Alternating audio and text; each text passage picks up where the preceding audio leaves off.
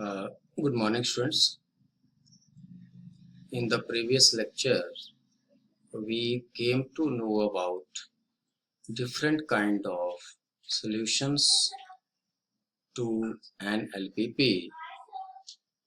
We also learned about the general form of LPP, the standard form of a linear programming problem, slack variables, surplus variables, and then artificial variables.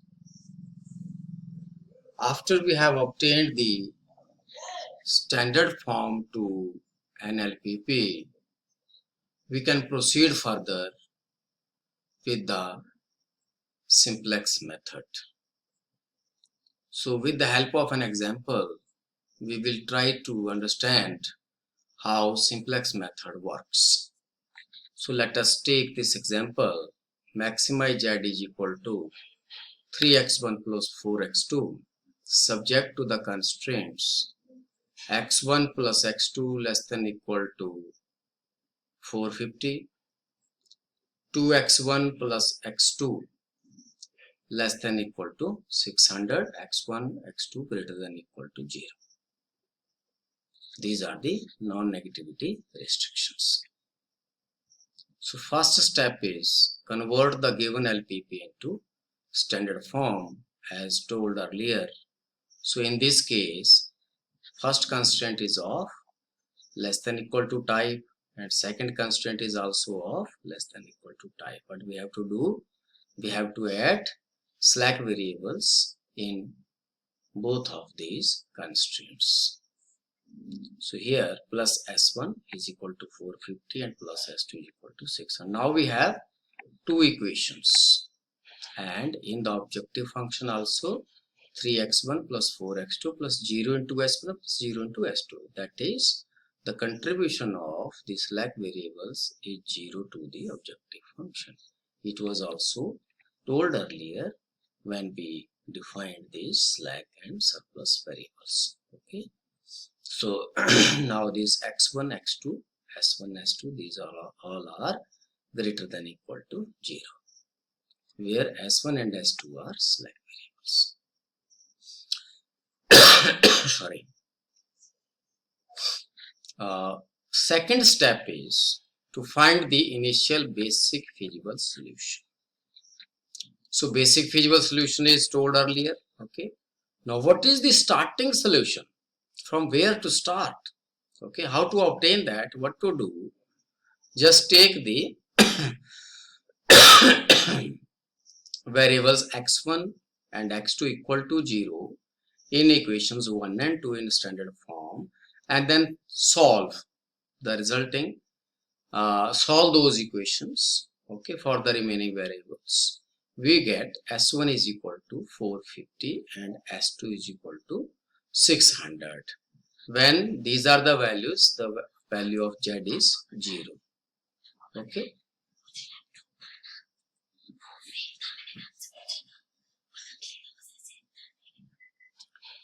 Here s1 and s2 are basic variables since these form the basis. x1 and x2 which are non-zero are called x1 and x2 which are zeros, not non-zero, which are taken as zeros here. These are non-basic variables.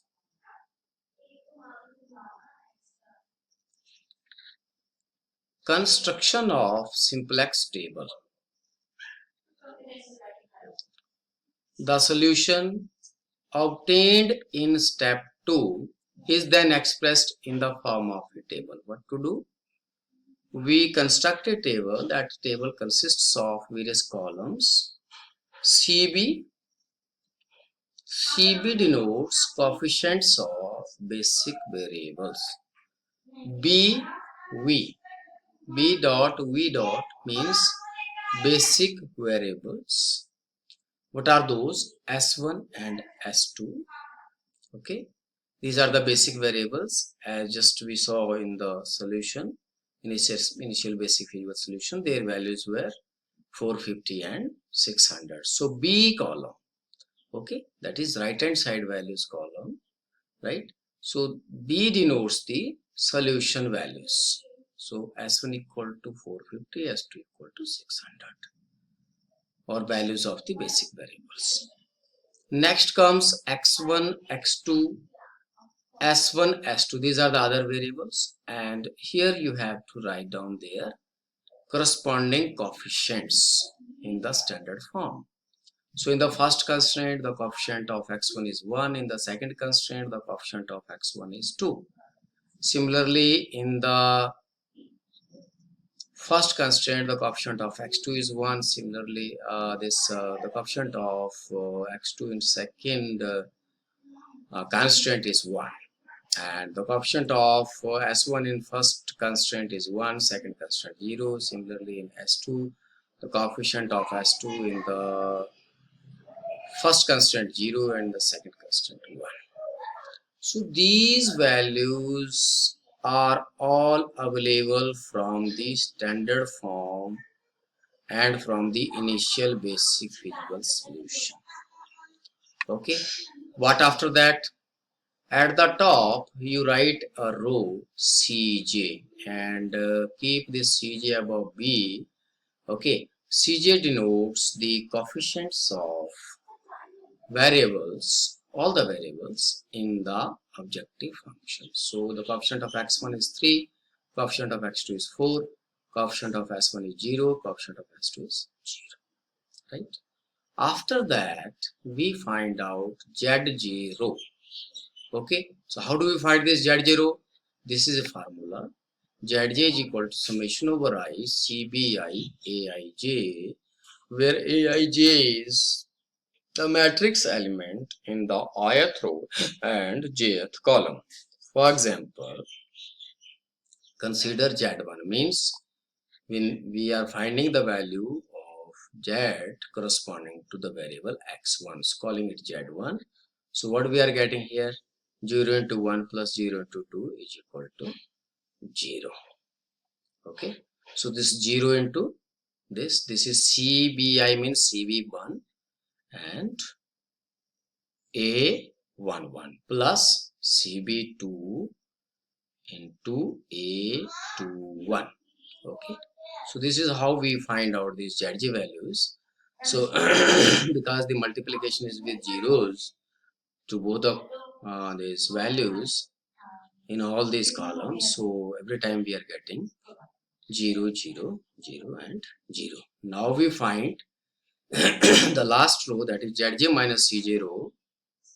Okay, so Zj values are these and these are the Cj values, so you can find out the difference. So 0 minus 3 minus 3, 0 minus 4 minus 4, 0 minus 0, 0, 0 minus 0, 0. Okay, so up till now we have obtained the some quantities like Zj and Zj minus Cj.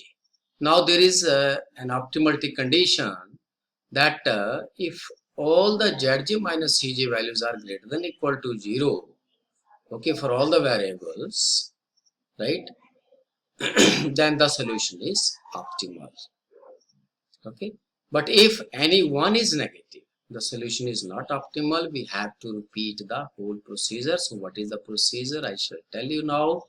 Okay, so once we get this, okay, what we do now, it means that these S1 and S2, these are not cost effective, these are not profitable, these are not giving me optimal solution. Here the value of Z is 0. Okay, so what should happen, that any one among these two, okay, between these two, S1 and S2, must move out of this place, that is the basis, and some other variable must occupy the place of that variable, so that there may be some improvement in the objective function.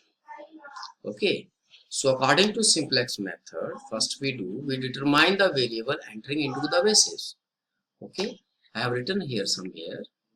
So entering variable, how to find out entering variable? the variable corresponding to the most negative value of Zj minus Cj will enter into the basis. Okay. In this problem, the most negative Zj minus Cj value corresponds to the variable x2. So x2 will enter into the basis. So now what I have done, I have put arrow inside here and just I have drawn a line like this, is a closed line like this. Okay, in order to show that the x2 will be entering, and this is the entering column. Okay, next thing is which variable will move out of the basis. That is the problem. Okay, for that what we do, we find out minimum ratio. We call it also as replacement ratio. So let me just come to the text first. Okay, so the variable corresponding to the minimum ratio leaves the basis. In this problem, S1 will leave the basis. Now what is this minimum ratio or replacement ratio? Elements under column B, okay, which are the solution values, are divided by elements under entering variable column. Okay, then the row corresponding to minimum ratio is marked. The basic variable lying in this row will be removed. The ratios having negative or infinite values are not considered. So this is how we find out the minimum ratio. Okay. So here we can see minimum ratio, that is the values under B, that is 450 and 600. These will be divided by the corresponding values under the variable entering into the basis. So 450 divided by 1, 600 divided by 1. So this is 450 and 600. Which one is minimum? 450 is minimum. Okay, so minimum ratio is this 450, and this minimum ratio corresponds to variable S1. So I have put an arrow outside. Outside means this variable S1 will move out of the basis. Now what is clear to us? That S1 will be out and X2 will take its place here. Okay. When this change will happen, all the values, these values, okay, after this basic variable column, all these values to the right hand side, these will get changed because now the solution is changed. Okay, now how will we change these values? What are the criterias? Okay, let us see.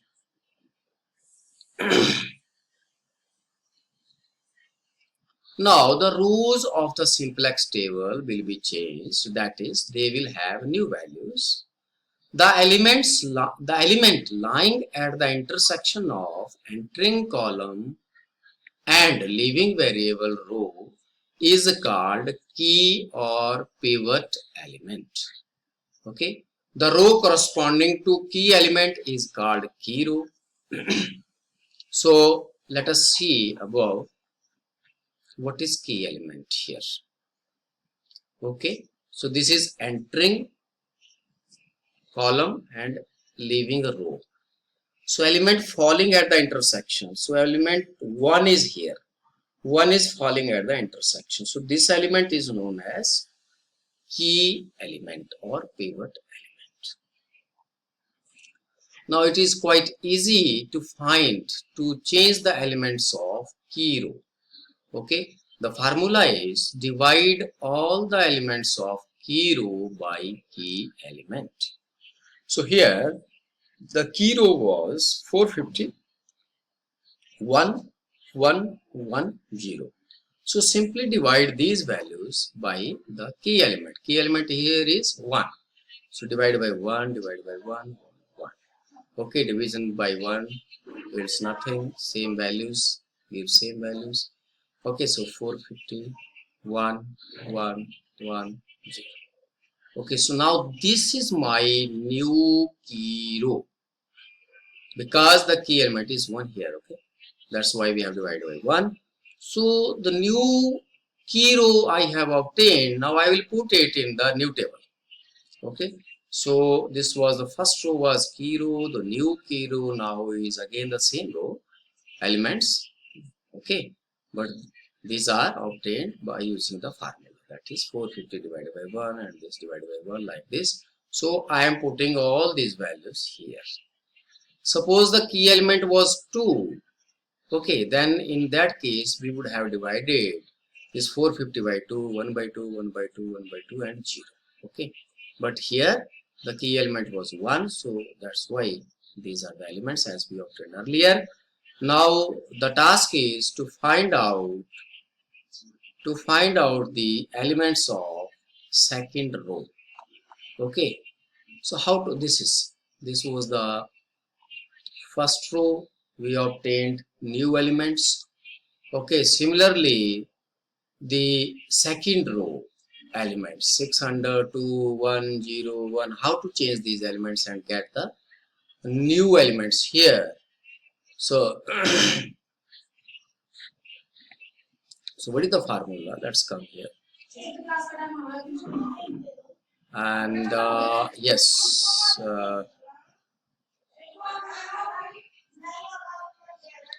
so this new table is this, but how to get the, yes, to find the elements of rows other than key row.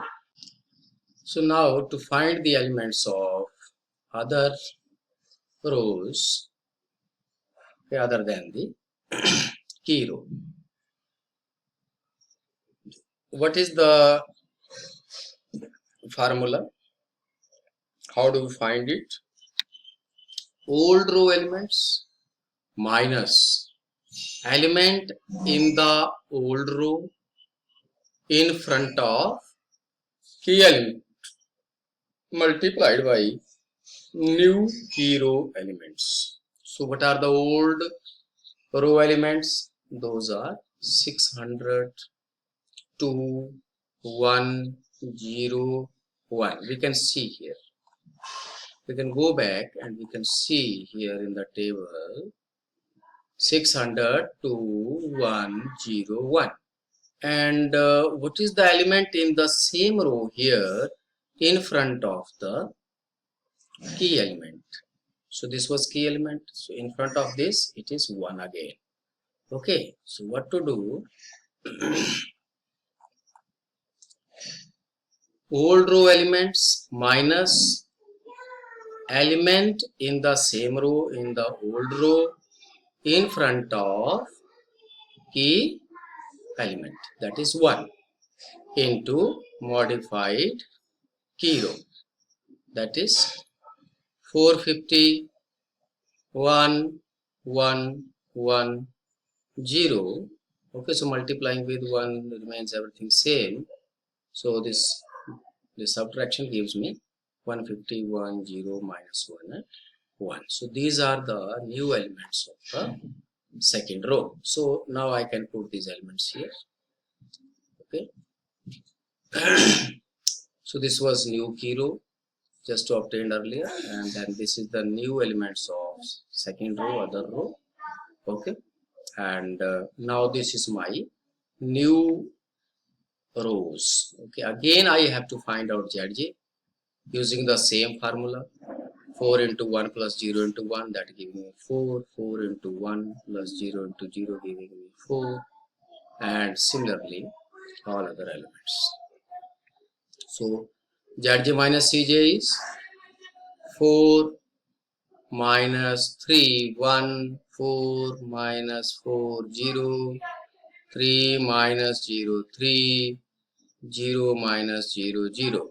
Okay, so all ZJ minus CJ greater than equal to 0 means the optimal solution has been reached at. Okay, we have obtained the optimal solution. Now x2 is equal to 450 and x1 is equal to 0 is the solution, because x1 is absent here. The variable, decision variable which is absent in the basis, that is taken as 0. Okay, so x2 is equal to 450, x1 is equal to 0 is the solution, and 450 into 4, that is 1800, that is my maximum value to the objective function. So here we can see this in the new table. We see that all z minus a is greater than equal to 0, that is the solution is optimal. Hence the optimal solution is x2 is equal to 450 and x1 equal to 0, maximize z is equal to 1800. Okay, so this star here important. If any decision variable is absent in the basis, then its value is taken as 0. So that's why I have taken the value of x1 as 0 and x2 was appearing, it was having value as 450. Okay, so this is my optimal solution now. So this is how we find the solution using simplex method. Thank you.